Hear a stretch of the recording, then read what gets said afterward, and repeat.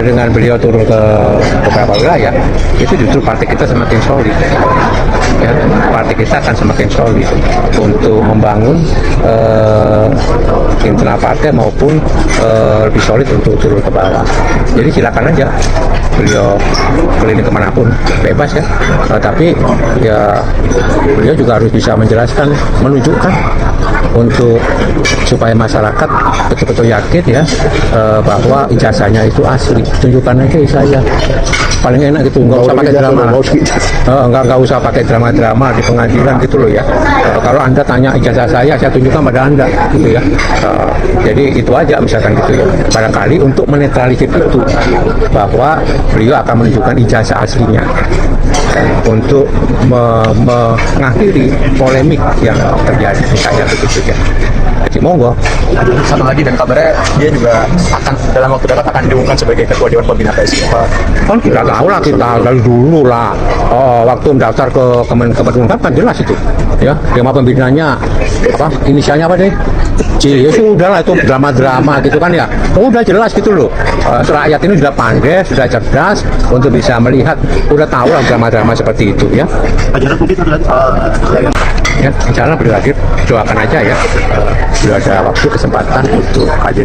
Tapi yang jelas partai itu juga melaksanakan upacara dari Pancasila di sekolah partai tanggal 1 Juni ya. Jadi kita lihat itu ya. Terkait pilkada, pileg, pilpres ke depan gitu, apakah dari PDIP sudah ada arahan, target ataupun obrolan gitu, karena kita tahu RUU Pemilu di DPR juga masih mandek, itu gimana Pak kalau dari PDIP? Sorry. Untuk terkait pilkada, pileg maupun pilpres ke depan, apakah dari PDIP sudah ada arahan, obrolan atau?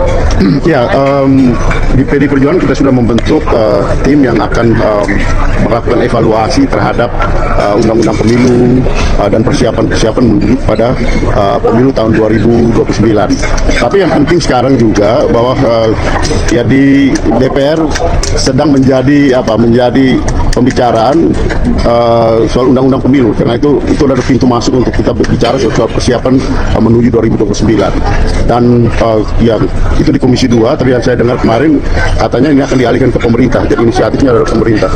Rekan-rekan pers ya yang telah hadir pada pagi hari ini. Hari ini PD Perjuangan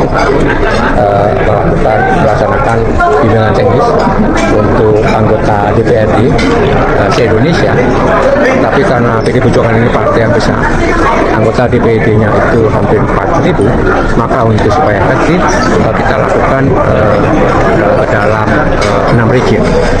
Ini regionnya pertama, ini dilakukan di Jakarta, yang diikuti oleh DPRD Provinsi DKI Jakarta, kemudian Banten, Jawa Barat, Kalimantan Barat, Kalimantan Selatan, Kalimantan Timur, Kalimantan Utara, dan Kalimantan Barat, seluruh Kalimantan. Kemudian nanti region yang kedua itu akan dilakukan di Bali, yang akan diikuti oleh Bali, NTB, NTT, Jawa Timur, Jawa Tengah, dan DIY, dan seterusnya. Yang terakhir nanti region 6 akan dilakukan di Jayapura untuk seluruh teman-teman DPRD dan KSB se-Papua. Tadi acara pembukaan itu untuk konsumsi internal, ya, bukan konsumsi eksternal. Jadi sekali lagi, apa yang saya sampaikan tadi dalam pembukaan adalah untuk konsumsi internal, bukan eksternal. Yang kedua, di dalam pembukaan diperkenalkan satu lagu, yaitu Bung Karno Bapak Marionisme.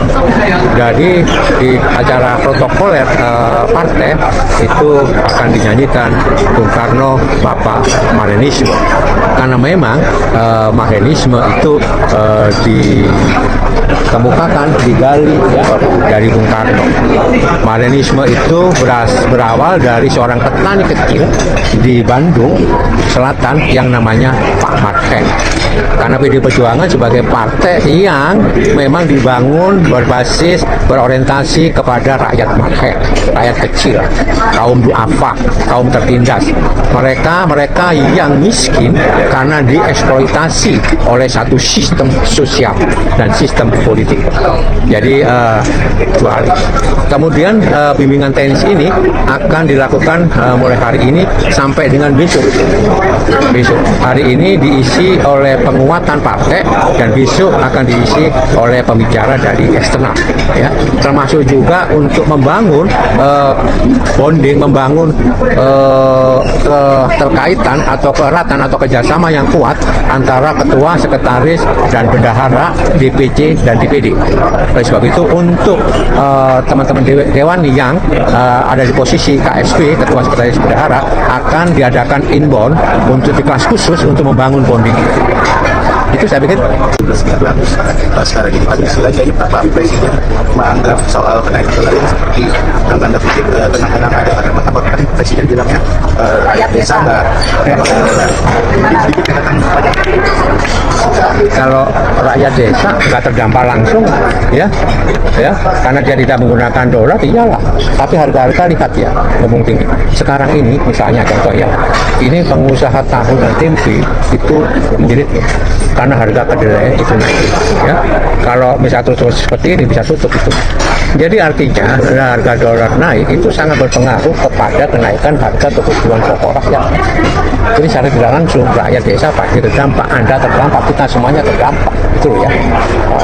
Jadi ya biar Presiden lah bisa menjelaskan apa maknanya dolar naik, rakyat desa tidak terdampak, ya. Oke ya. Oke, halo Sobat Politik, kembali lagi bersama saya di channel ini. Nah, teman-teman, di sini kita masih membahas tentang sebuah isu politik yang berkaitan dengan Presiden ke-7 RI Pak Joko Widodo. Nah, teman-teman, dari cuplikan yang barusan saja kita tonton, terdapat berbagai macam pendapat-pendapat netizen yang mereka cantumkan di kolom komentar. Jika ada juga komentar dari teman-teman semua, silakan cantumkan di kolom komentar. Mari kita berbagi pendapat tentang isu politik yang sedang terjadi ini. Ahok mengatakan, mantap, lanjutkan. Orang pengkhianat tidak merasa berdosa sudah berbohong kepada rakyat, adili dia. Budi Astaria mengatakan, buat saja backdrop besar-besar ijazah Jokowi dengan tulisan ijazah palsu di setiap kota di Indonesia agar malu dia. Sopian Syanto mengatakan, sepertinya Pak Jokowi tidak punya ijazah, baik asli maupun palsu. Kalau punya sudah dibawa ke pengadilan. Dava mengatakan, iya, kalau tunjukkan malulah. Ijazah palsu ketahuan, tanda tangan Prof. Naim sangat beda jauh. Tuan Puni mengatakan, selesaikan hukum dulu, Pak. Manspurpal mengatakan, insya Allah kalau nanti pas hadir ke daerah saya tanyakan keabsahan ijazah Jokowi. Henry Hen mengatakan, Pak Jarod benar sambil kampanye. PSI dan menunjukkan ijazahnya untuk menyelesaikan polemik ijazah Pak Jokowi. Harleni mengatakan, dia ingin menjadi kepala negara orang yang nomor 1. Apa aja dipalsukan sepandai-pandainya tupai melompat, akhirnya ketahuan juga. Selanjutnya disampaikan oleh Dindin, sehat yang membela kebenaran. Cuma mengatakan cuci tangan setelah membuat rencana. Disampaikan oleh Sadia saja yang mengatakan, ya Allah, mohon tunjukkan kebenaran, hancurkanlah semua kejahatan dan kebatilan di muka bumi.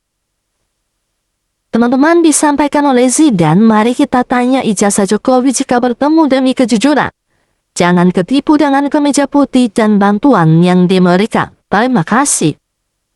Ahmad Lala mengatakan, kapan Jokowi diadili untuk mempertanggungjawabkan penggunaan ijazah palsunya waktu mendaftar menjadi calon wali kota, gubernur, dan presiden. Solehman mengatakan, bentar lagi Pak Jarod dicari-cari kesalahannya, seperti Pak JK tempo hari. Ngatinini mengatakan, kenapa masih dibiarkan Jokowi? Kan ditangkap saja udah jelas bohong, ada apa? Raden Marvel mengatakan, berjuta alasan dilakukan Mulyono Pinocchio menghindar dari kasus pidana berat yang dihadapinya. Lilik Mustriatun mengatakan, yang ikut capres-nyapres wajib tunjukin ijazah asli. Musafira mengatakan, Jokowi PKI gaya baru bersama termol-termol. Teknologi mengatakan, kirain ini mas benaran. Makanya kita percaya rencana pembangunannya pasti akan bermanfaat. Ternyata rencananya semua ngawur, merusak negara dan memalukan, banyak bohongnya. Winside Koho mengatakan, apa susahnya kalau benar punya ijazah asli, tunjukkan pada publik. Disampaikan oleh Suratman, jelas-jelas banget Jokowi sangat ambisius, rakus seraka kekuasaan. Terbukti nyata, belum waktunya kampanye dah nyuri start kampanye duluan dengan berbagai alasan. Tapi kalau datang di pengadilan hanya dibilang akan datang. Tunjukkan ijazah dari SD sampai perguruan tinggi dari dulu Busnul dikriminalisasikan, sekarang mulai DKK ditersangkakan. Jika W tidak pernah berani mau menunjukkan ijazahnya, muak gue, Jokowi bohong terus menerus. Hadi Sunarno mengatakan, PDI mestinya juga harus bertanggung jawab karena dulu partai pengusung Jokowi. Andi Basotep mengatakan, PDI maju terus usut sampai tuntas, jangan putus di tengah jalan. Tuan Puni mengatakan kalau menteri tidak memahami bahasa Prancis terpaksa Pak P08 harus ke Prancis dan akhirnya dapat 3,5 T euro penanaman saham dari Prancis. Sarwo mengatakan mana mungkin punya ijazah. Sampaikan oleh Wiwita Toptapian Painani yang mengatakan buru terus Jokowi masalah ijazah. Ijazah belum selesai mau keliling menghindari sidang. Tarmi mengatakan kenapa baru sekarang PDI memberikan respon soal ijazah Jokowi. Apa karena takut PSI akan mendapatkan dukungan penuh dari masyarakat?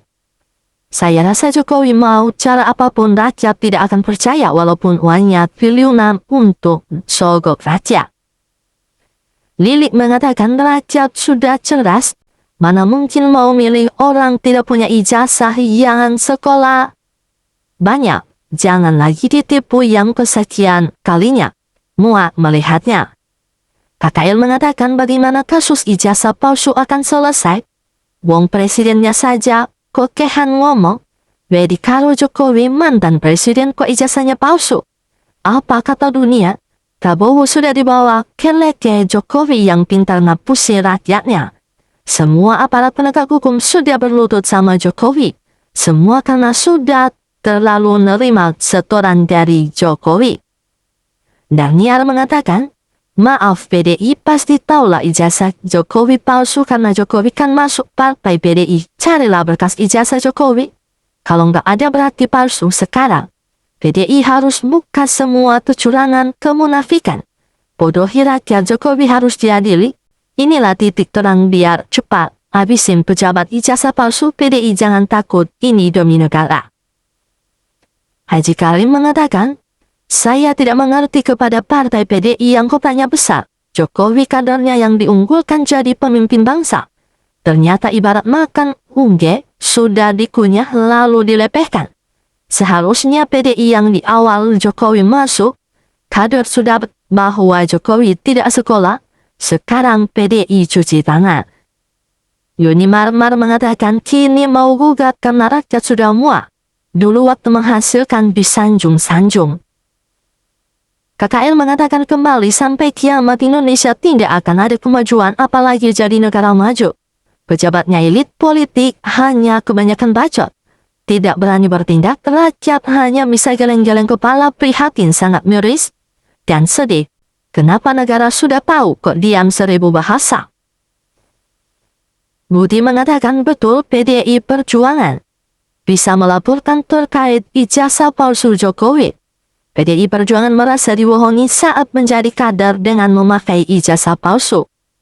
Julius mengatakan Jokowi memang tidak ada ijazah asli, cuman kopi bayangan Solo. Nah teman-teman, demikian saja pembahasan kita untuk cuplikan video kali ini dan sampai jumpa di pembahasan menarik lainnya. Terima kasih sudah menyimak video ini sampai akhir.